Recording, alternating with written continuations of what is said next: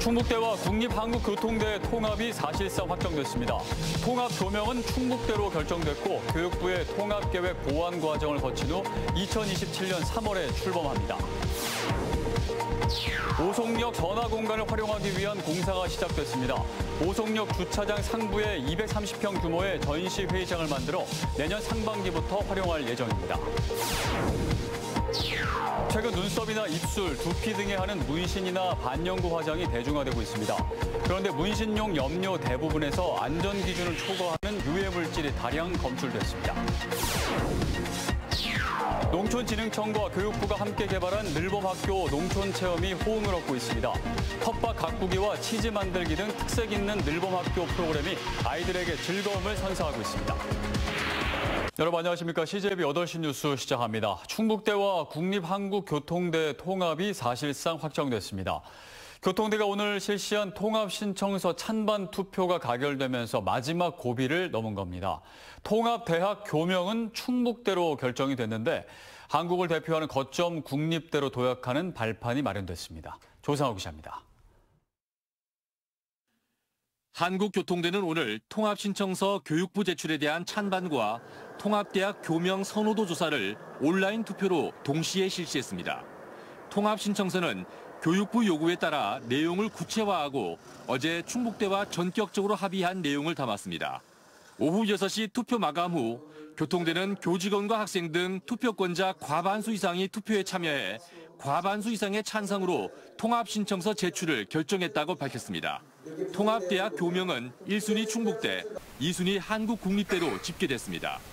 지난 26일 실시된 충북대 측 온라인 투표도 같은 결과여서 통합대학 교명은 충북대로 사실상 결정됐습니다.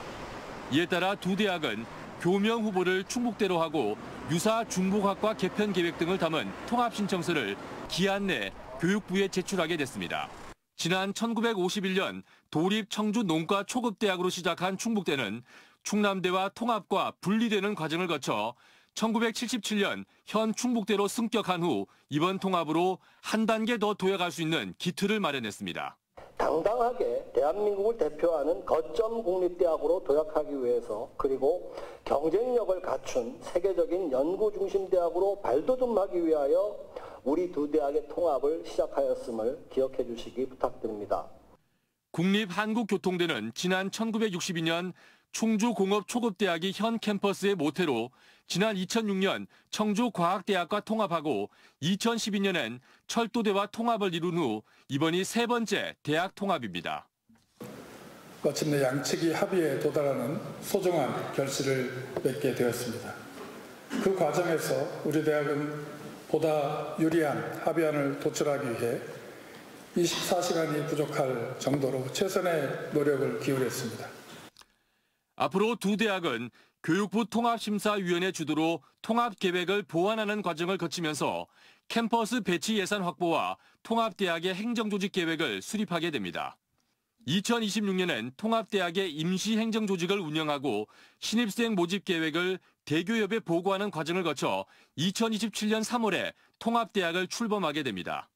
두 대학의 통합은 국립대란 현실에 안주하기보다는 미래를 향한 결단으로 대학 경쟁력 강화를 넘어 지역 발전에 견인차가 될 것으로 기대를 모으고 있습니다. CJB 조상우입니다. 오송역 전화 공간을 전시 회의 공간으로 활용하기 위한 공사가 시작됐습니다. 공간의 업사이클링이라는 개념을 적용한 김영환 지사의 또 다른 역점 사업인데요.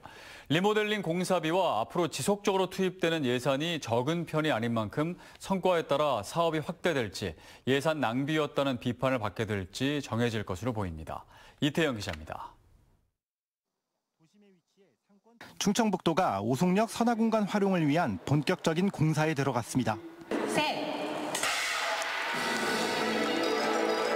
1단계로 추진되는 사업은 오송역 B주차장 상부에 765제곱미터, 230평 규모의 2층 필로티 건축물을 세워 전시 회의장으로 활용합니다.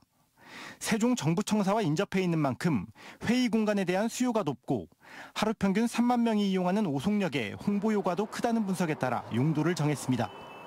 특히 대개 주차장으로 쓰이는 선화 공간을 다른 목적으로 활용하는 국내 첫 사례라는 점에서 충북도는 국내 공간 업사이클링 사업의 랜드마크 가능성까지 기대하고 있습니다. 선화 공간을 어떻게 활용하고 어떤 용도 쓸 것인가에 대한 논의가 시작될 것이라고 생각하고, 이거는 충청북도뿐만 아니라 대한민국 전체가 영향을 받을 수 있는 일이라고 생각하기 때문에 일단 시범 사업인 만큼 충북도는 선화 공간의 활용 가능성을 제시하는 데 큰 의미를 두고 있습니다.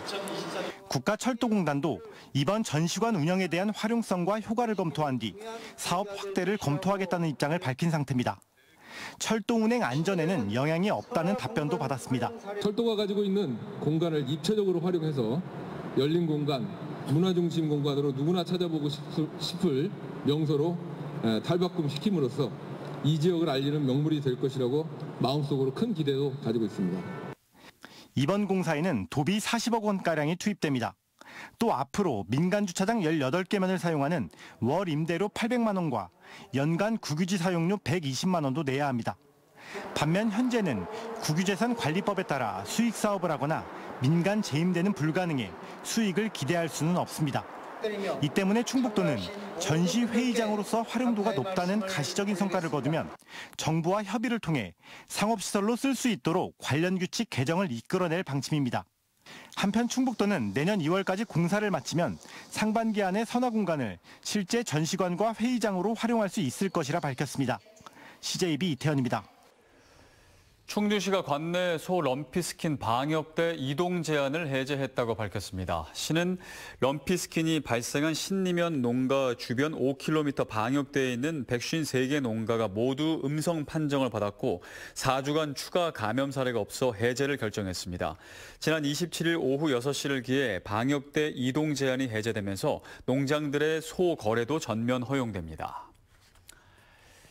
네, 요즘 눈이나 입술, 두피에 문신하시는 분들이 많으신데요. 그런데 문신하실 때 조심하셔야겠습니다. 문신용 염료 대부분에서 중금속 등 안전 기준을 초과하는 유해 물질이 다량 검출됐습니다. 이윤영 기자의 보도입니다.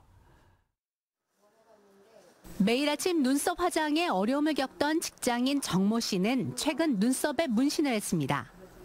제가 눈썹이 딱 반밖에 안 자라더라고요. 그래서 약간 매일 아침 이렇게 그리고 가는데 막 지금부터 다시 하려면 너무 힘든 것 같아서 그래서 하게 됐어요. 평소 눈썹이 적어 고민이었던 박모 씨도 얼마 전 눈썹 문신을 시술받았습니다.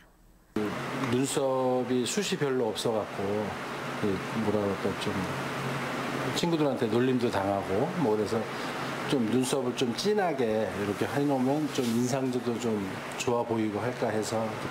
최근 들어 눈썹이나 입술, 두피 등의 문신이나 반영구 화장이 대중화되면서 이용자가 1,300만 명이 이르는 것으로 나타났습니다.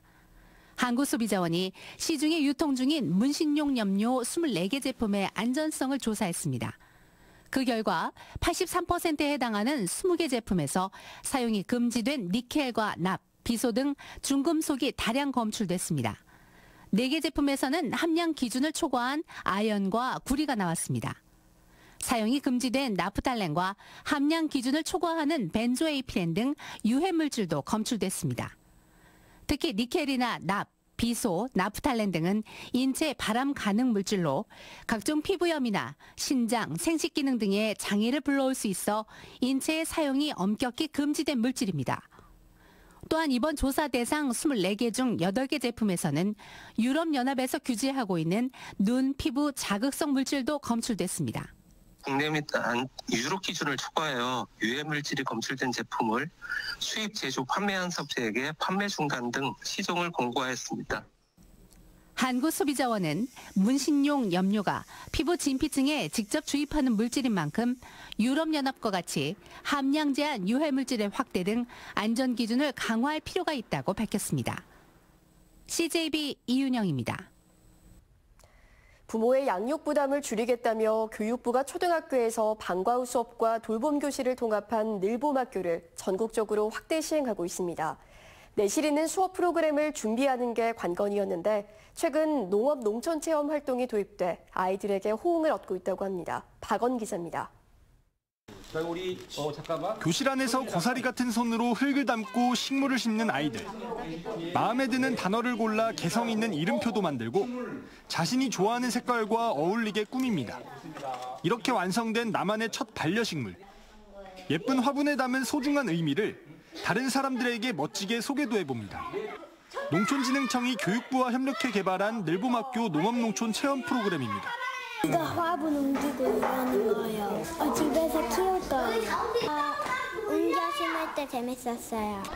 반려식물 만들기 이외에도 다양한 프로그램이 진행되고 있습니다.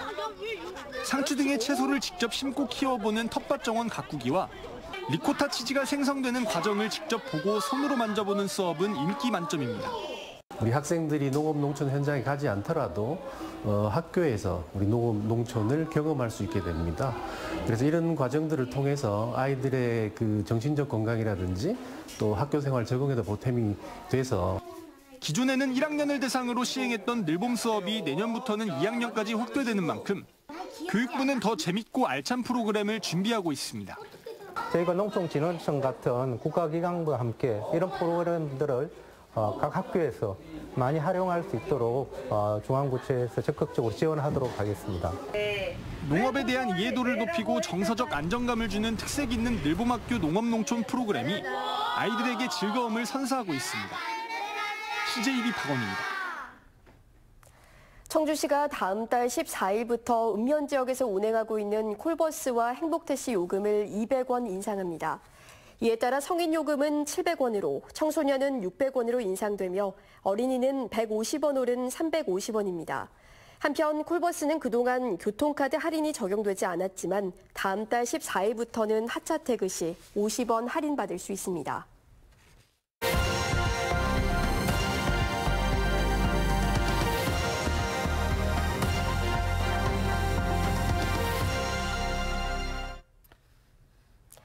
한강 작가의 노벨문학상 수상으로 한국 문학의 위상이 재조명받고 있지만 한국 아동도서는 이미 해외에서 인정받는 대표 K 콘텐츠였는데요. 국내에서 처음으로 국제 아동도서전이 부산에서 시작돼 눈길을 끌고 있습니다. KNN 김건형 기자입니다. 전 세계에서 어린이를 위한 책과 콘텐츠들이 부산으로 왔습니다. 아이들은 책의 숲에서 자유로이 책을 만나고 읽고 느낍니다. 아이가 서점에서 볼 때 느낌이랑 여기 이렇게 좀 이렇게 한 공간에 모여서 볼 때 느낌이랑 이렇게 책을 보는 게 조금 다르더라고요. 오늘 와서 보니까. 부산 국제 아동 도서전이 나흘간의 일정으로 막을 올렸습니다. 16개 나라 190여 개 아동 전문 출판사와 단체가 모였습니다. 거대한 책 놀이터라고 생각하시고 책도 안아보고 또 책의 냄새도 맡아보고 책도 마음껏 펼쳐보는 좀 직접 책을 만나는 공간 이런 생각을 했습니다. 국내외 유명 아동 작가 100여 명도 찾습니다. 어린이 책의 노벨상으로 불리우는 안데르센상, 린드그렌상 등을 수상한 베키나 이수지 작가 등도 직접 독자들과 만납니다. 다채로운 강연과 북토크 등을 이어갑니다. 첫 번째 도서전인데요. 거기 이제 연사로 서게 돼서 정말 영광이고 감사드립니다. 반갑습니다. 70년 역사의 서울 국제도서전 등은 있었지만 국제 아동도서전이 우리나라에서 열린 건 이번이 처음입니다. 게다가 그 시작이 서울이 아닌 부산이라는 점이 상당히 뜻깊습니다. 70년 정도 도서전을 계속 해왔는데요. 그것처럼 끈기 있게 부산에서도 이번에 시작이지만 앞으로 100년을 내다보면서 도서전을 잘 진행해 보도록 하겠습니다. 최근 3년간 출판 저작권 수출에서 1위를 차지하고 있는 게 아동 분야 도서입니다. 부산 국제 아동 도서전은 국제 아동 콘텐츠 지식재산권 거래의 장으로도 역할이 기대됩니다. KNN 김건영입니다.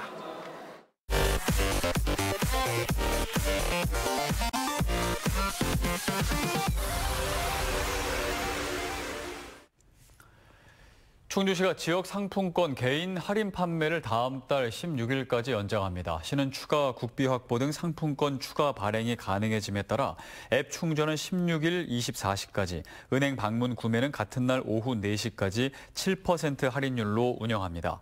한편 2019년에 발행한 지류형 상품권은 유효기간 만료일인 다음 달 31일까지 사용할 수 있습니다.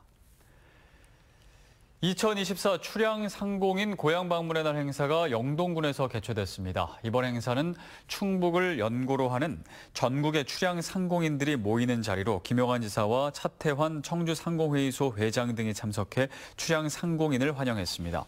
참석자들은 이틀 동안 와인터널 등 영동군 일대 관광지를 둘러보며 도는 내년도 개최되는 영동 국악엑스포에 많은 관심을 요청했습니다.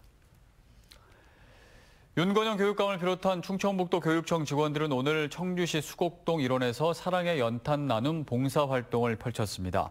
봉사활동에 참여한 직원들은 대한적십자사 충북지사 장현봉 회장을 비롯한 지역 봉사원들과 함께 취약계층 12가구에 총 5,600장의 연탄을 배달하고 에너지 취약계층 가구들이 건강하게 겨울을 나길 기원했습니다. 충북 청주FC가 한국프로축구연맹 2024 K리그 대상 시상식에서 공로상을 수상했습니다.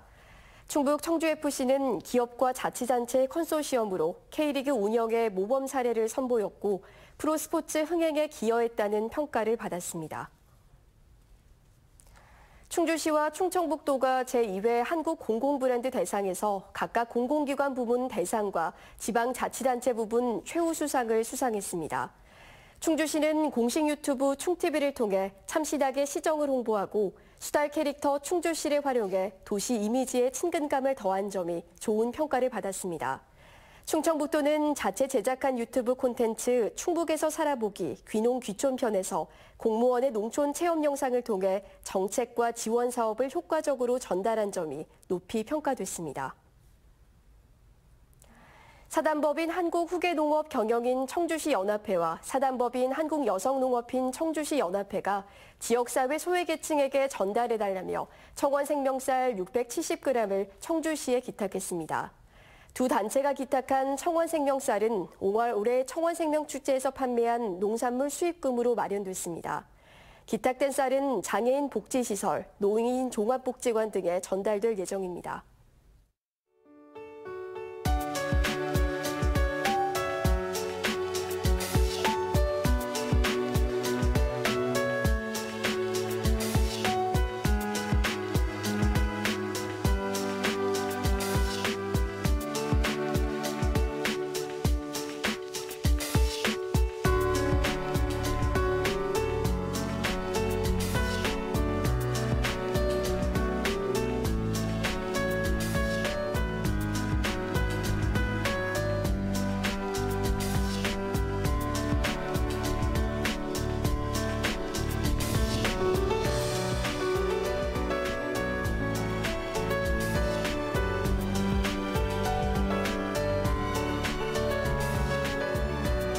오늘 CJB 8시 뉴스를 모두 마칩니다. 시청해주신 여러분 고맙습니다.